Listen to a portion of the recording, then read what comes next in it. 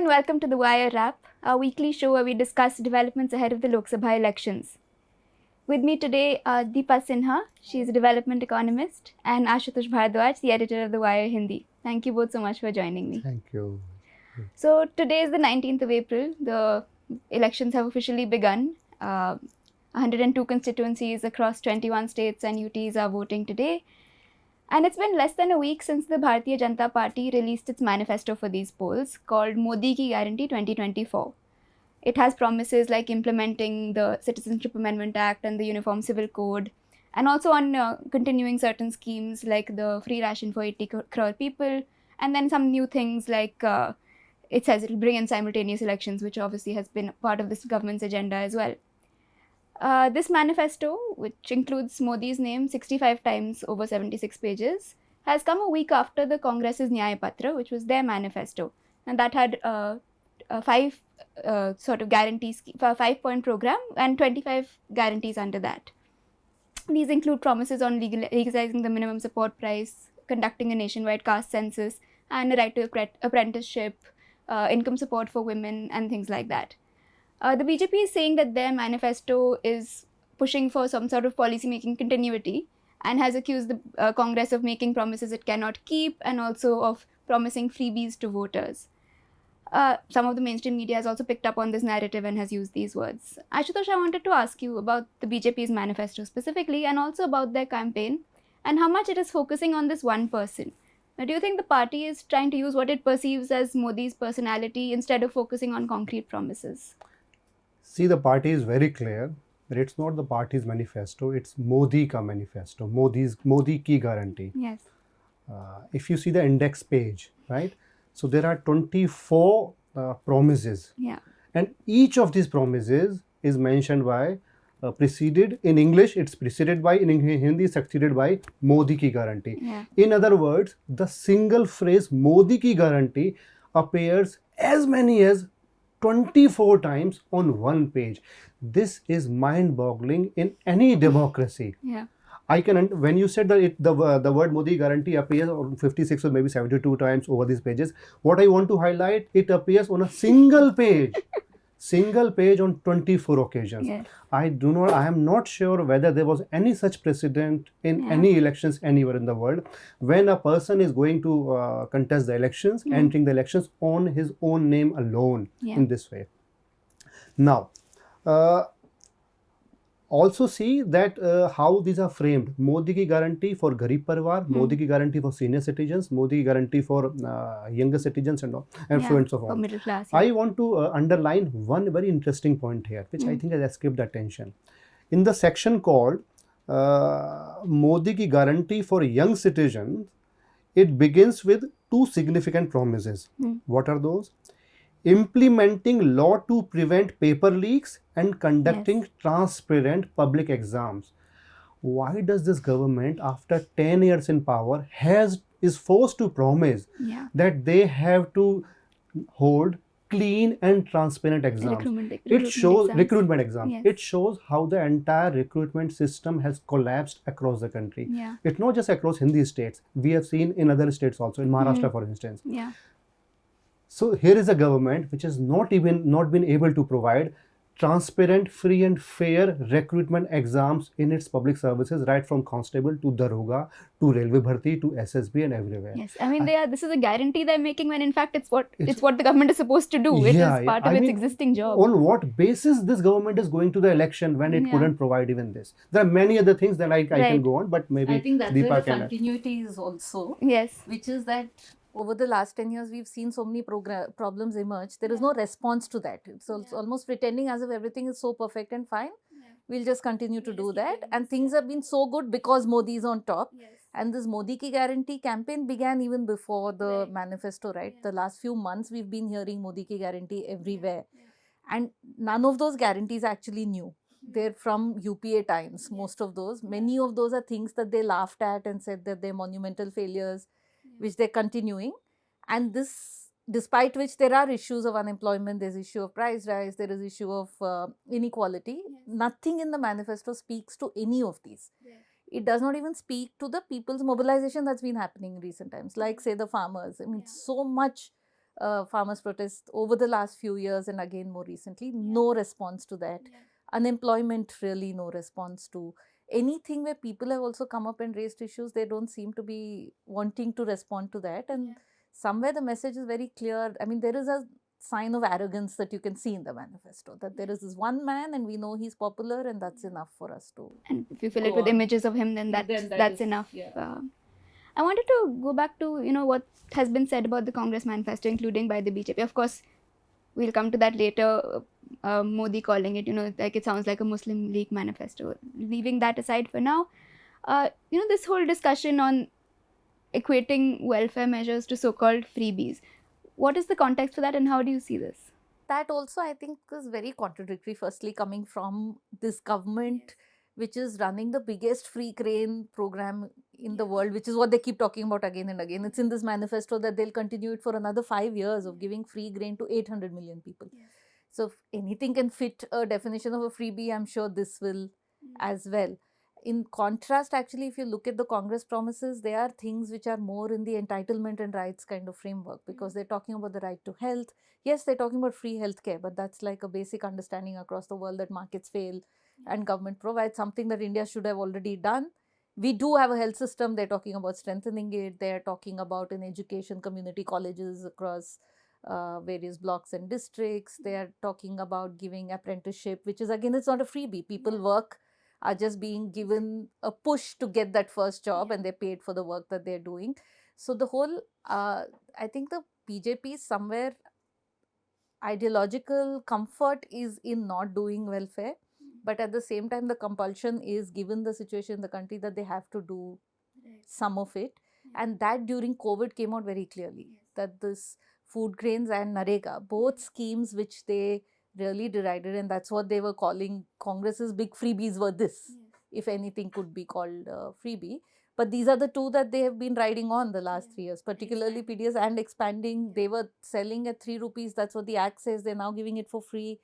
So the freebie again seems to be, maybe it's addressing one certain corporate kind of crowd, saying that we are still with you. Those reforms will also go on, although we are doing this, and trying to put Congress against even those sort of market interests. I think it's more appealing to that crowd.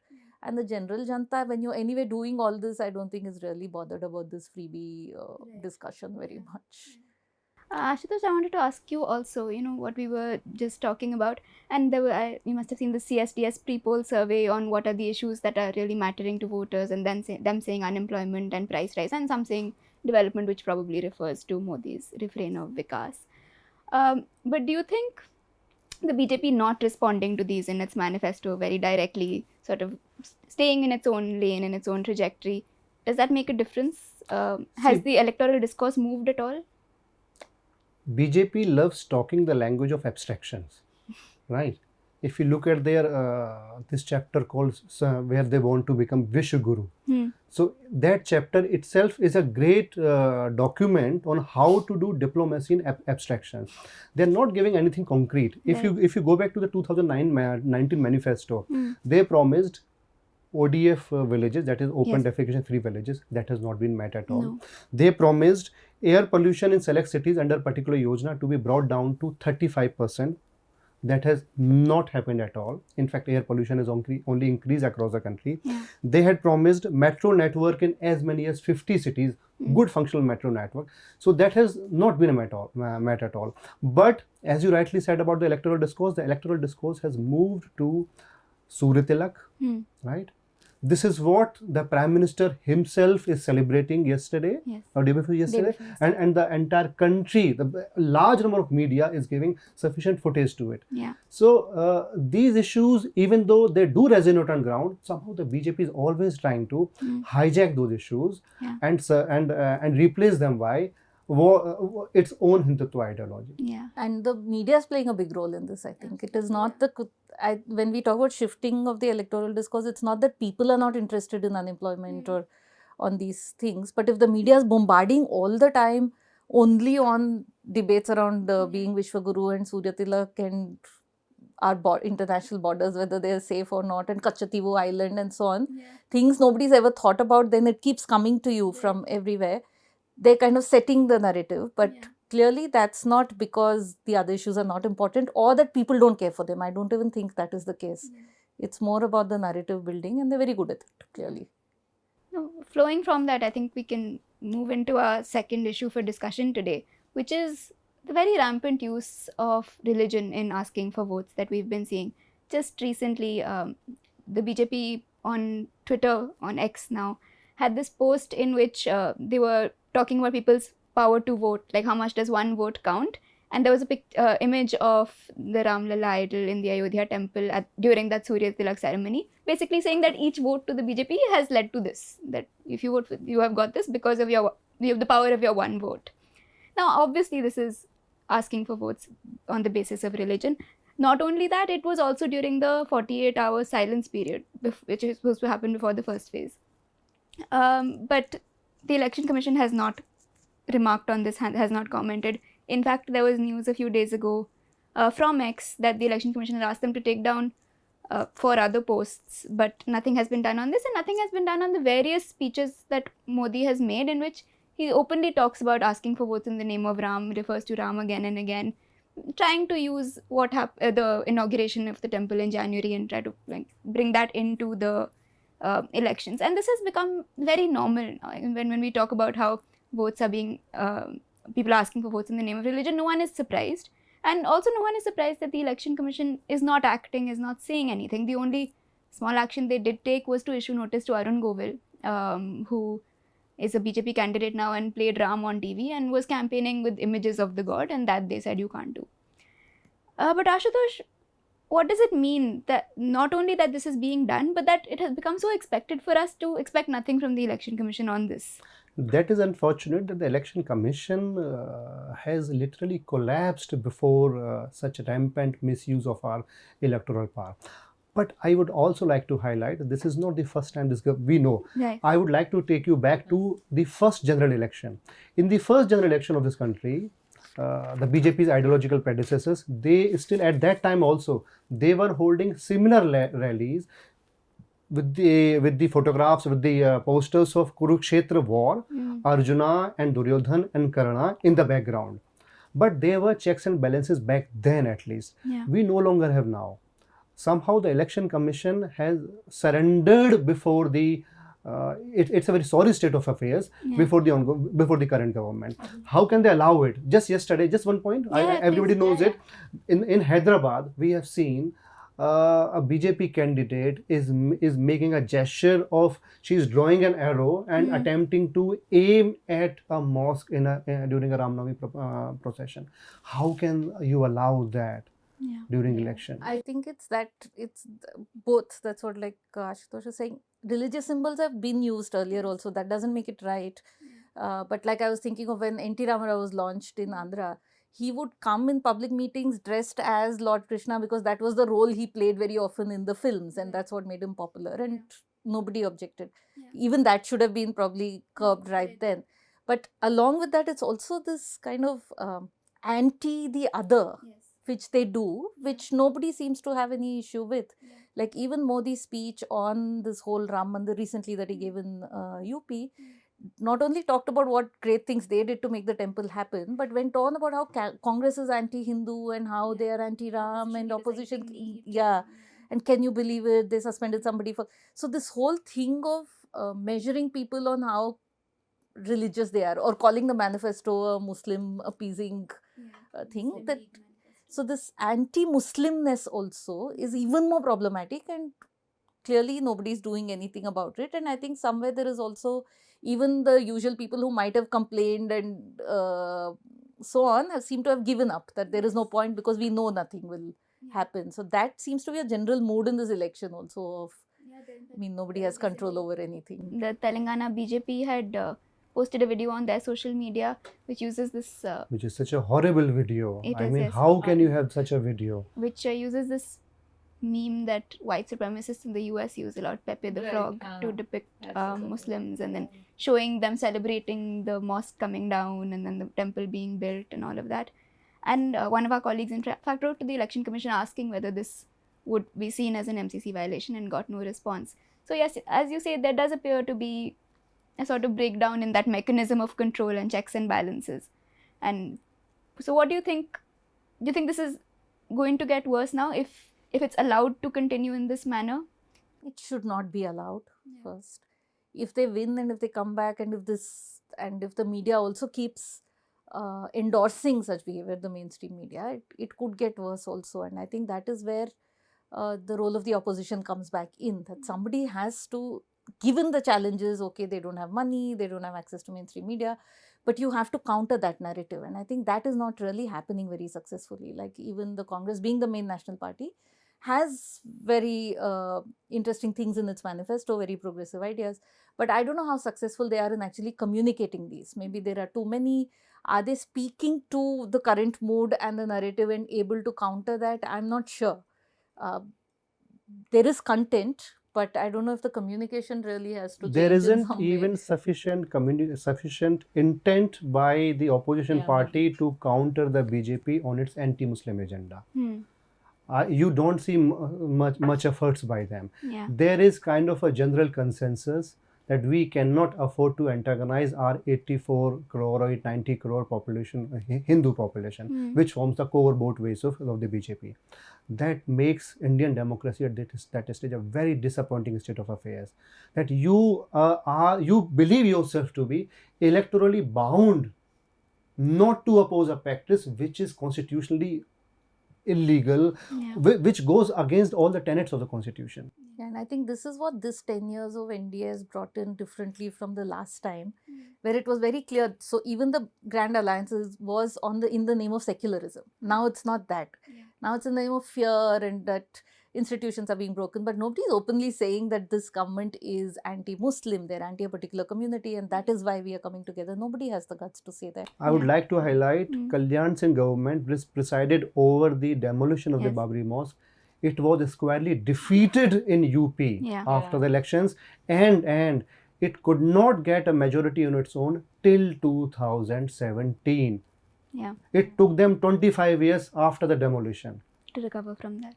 Yeah. And the people of UP, they brought back Bahujan Samaj Party and some sub-coalition governments, but never brought BJP with a single majority. So the kind of the anti-Muslim sentiment that we see now, that has been legitimized by the public, and political parties are afraid of speaking against it. I think that is the key crisis. The general feeling that let's not talk about it, let's first capture power and then we'll deal with it, is a little dangerous. Too late by then.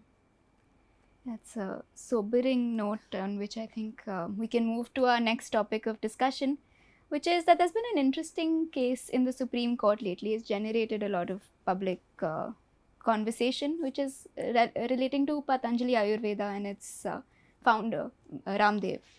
So what happened was that during the COVID pandemic, the Indian Medical Association had filed a case against Patanjali for issuing ads that were misleading, basically saying that their products could solve a host of diseases, including diabetes and so on, and also COVID.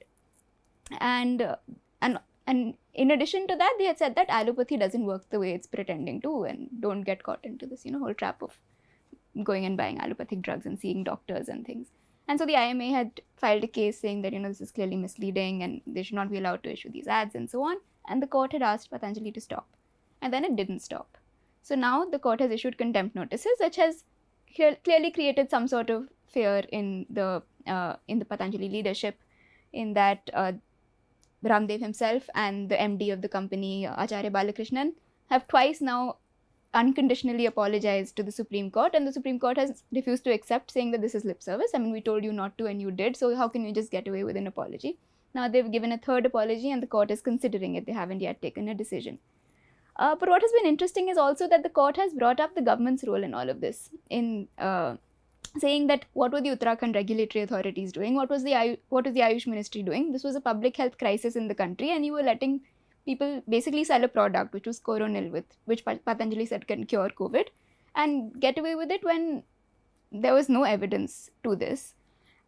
And so basically that, I think, acts as a reminder of what was happening during that period. We had the then Health Minister Harsh Vardhan at a press conference to promote this product, to endorse it, and which is Gadkari as well, exactly yes, Gadkari was there as well. And then after that there were all sorts of reports on, now nobody will question Coronil, now everyone knows it's great. and things like that. So, and of course, this is in addition to many other things we know the government did that were entirely unscientific, like the whole thali banging and all of that. This press conference that we mentioned was basically a few weeks before the very tragic second wave hit. February 21. Yeah, it was in February, and by March we were in that Delta wave, which we don't even know how many Indians died then. We all have those images of the bodies on the banks of the Ganga and things like that, of the oxygen shortages across the country. Now the court bringing this up now, I think, led me to question, is this something that exists in public memory in a way that holds power to account, especially now that we're in this election period? Doesn't seem like COVID seems to have sort of disappeared from people's memory. There's some theory that when something so traumatic happens, it is quite natural for people to kind of not want to think about it. I don't know if it's just that. I think it's also linking to what we were speaking earlier. This government has had the amazing ability to create narratives and shift attention onto something else. Yeah. Because what happened during COVID, there's so many things which were really criminal. And we never paused and actually stepped back and reviewed those things, saying, okay, who is going to be held accountable? To have hospitals where suddenly oxygen stops, to have the whole PM Cares scandal, where the entire country is contributing, people are even being forced to contribute. We don't know what happened to that money, where it got spent. We do know that certain machines were bought for ICUs and so on, which were faulty. We know they were sent to hospitals where there was nobody who knew how to operate them. Who's going to answer for this? To, on the one side, say that promising strengthening the public health system is something that is not achievable and that they are showing you things that cannot be done. And on the other hand, not giving any answers to something as basic as people dying under your watch and doing nothing. I think this is not being talked about at all. And it's quite like the way you have linked this Patanjali case to COVID. I have not seen anybody talking about it in that context, because it raises also a lot of issues on Ayush and this Ayurvedic drugs and all that, which is being discussed. But the thing that this is in the context of COVID, I have not seen it really come up anywhere. Unfortunately, it is not being talked about. And why? Among the reasons I believe is that Ramdev was allowed to project an image of a Hindu Baba, a Hindu sadhu, right? He wasn't just a yoga guru. He has his massive wellness centers. In the last 10 years, we know that how much land that he has got into. More than a yoga guru, he's a businessman. He's a businessman. And we know that he has been patronized by the government, by the people in power. And at the same time, he's also providing them he's a solid vote base. So he's among those key tools by which the ruling dispensation has been able to expand their catchment area. So this we should never forget. Both of them are in a very close relationship with each other. Therefore, you see her health minister, no less than health minister, Who's a doctor also. who himself is a doctor, who comes down to endorse the medicine. Gadkari is also there, and incidentally, if you've seen the photograph, maybe we can add it here. They are also wearing mask at that time during the press conference. So, and yet he is allowed to get away with. Why? Because his image is of a Hindu yoga guru. So this somewhat points to the larger ecosystem in which we have increasingly legitimized those elements which are which violate all kinds of public policies and constitution norms. As you rightly said, Supreme Court has been going again after the state government, Uttarakhand government. They have categorically asked, what were you doing all these years, the state licensing authority? We hardly reported about it. See, I think that's also, it's not just Ramdev, the whole thing of projecting Ayurveda as a Hindu, It's a Hindu project. tradition, and therefore you cannot question it. You know, allopathy has its faults, but it goes through some kind of scrutiny. Ayurveda has its gains, but it is not going through the similar kind of scrutiny, and that's a problem. But you can't question it again because it's part of this larger project of our glorious past. But I mean, in this specific scenario, sure, it's a part of our glorious past, but it's also very much a part of one company's profit. Exactly. Yeah. We are not against Ayurveda or yoga. We are against the projection of Ayurveda as a Hindu entity, as a Hindu political project, which unfortunately has happened in the last 10 years, as you are talking about. There's an entire ministry now. Our temples, our religious symbols, our yoga, Hindu, it has become a Hindu thing. It's not just about yoga. It's not an exercise, it's a political project. Yeah, it's something you can force all school children to do and things like that. Yeah, but I mean, and in fact, even some, these online, this right-wing ecosystem is now so large online, and some of them have portrayed this case, and the fact that the court is very rightly asking questions of how this happened and criticizing this company and its top officials as happening only because one of the judges happens to be Muslim in this case. So That's the thing, bringing that in. And of course, like you're saying, then there are commercial interests also, and how they're able to mix Hindutva and the commercial interests also, as academically very interesting. But it is, in fact, a minister coming to a press conference like this of a company Two ministers. in the middle of a public health crisis that you're supposed to be dealing with. One would think you're busy. Yeah. Okay, I think on that note, we can wrap up for the day. Thank you both so much for joining me. And thank you for watching, and I hope you'll watch again next week.